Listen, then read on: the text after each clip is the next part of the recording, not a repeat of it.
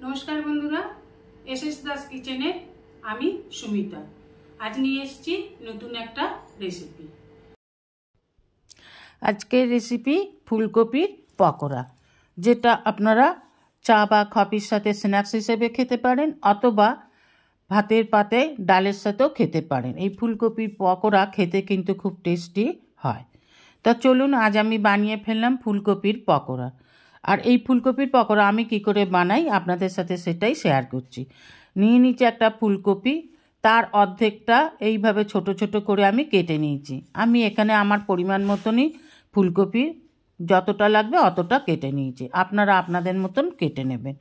ছোট ছোট করে কেটে নিয়েছি। এবার একটা ডিম ভেঙে দিয়ে দিলাম। এবার দিয়ে দেব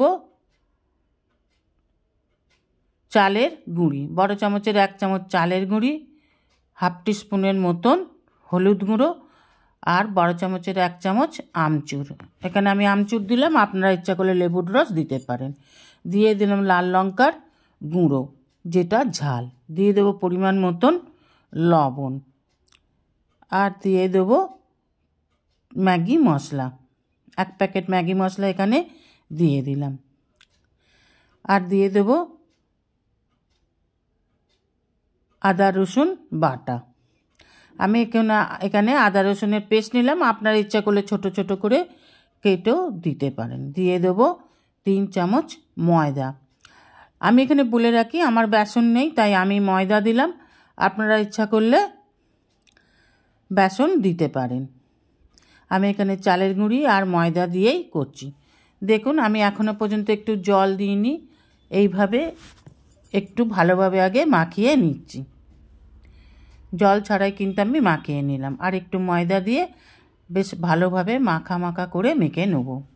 এবার খুব সামান্য পরিমাণে জল দিলাম একটু ঢিলা করবার জন্য, একটু পাতলা হলে ফুলকপিগুলো ভালোভাবে মাখা মাখা হবে। দেখুন এইভাবে একটু মাখা মাখা করে নিলাম।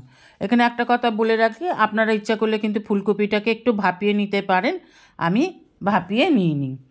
এবার ওভেনে কড়া বসিয়ে দিয়ে দেবো সাদা তেল। তেলটা গরম হয়ে গেলে এবার এক একটা ফুলকপির ফুলগুলোকে এইভাবে ধরে ধরে তেলের মধ্যে দিয়ে দিতে হবে। দেখুন মাখাটা বেশ শুকনো শুকনোই আছে।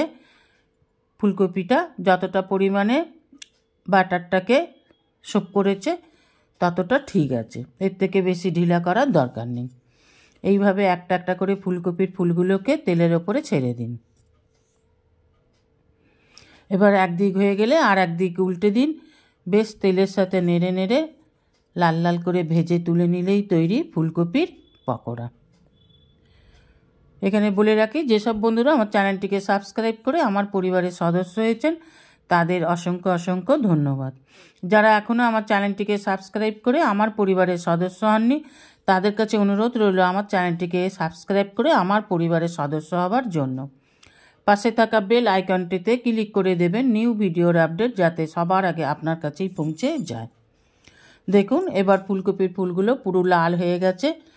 পকোড়াগুলো এবার এইভাবে তুলে নেব। এবার গরম গরম চা কফির সাথে পরিবেশন করতে পারেন। ভাতের পাতে ডালের সাথে খেতেও খুব ভালো লাগে। এইভাবে একবার করে খেয়ে দেখার অনুরোধ রইল। আমি আপনাদের দেখিয়ে দিচ্ছি একটা ফুলকপিকে ভেঙে, দেখুন পকোড়া কেমন হয়েছে। দেখুন একটুও কাঁচা নেই। রেসিপিটা ভালো লাগলে অবশ্যই একটা লাইক কমেন্ট সাবস্ক্রাইব করার অনুরোধ রইল। পাশে থাকা বেল আইকনটিতে ক্লিক করে দেবেন নিউ ভিডিওর আপডেট যাতে সবার আগে আপনার কাছেই পৌঁছে যায়। নমস্কার, আজ এই পর্যন্তই। আবার দেখা হবে নতুন একটা রেসিপির সাথে নতুন একটা দিনে। ভালো থাকবেন, সুস্থ থাকবেন, সঙ্গে থাকবেন। নমস্কার।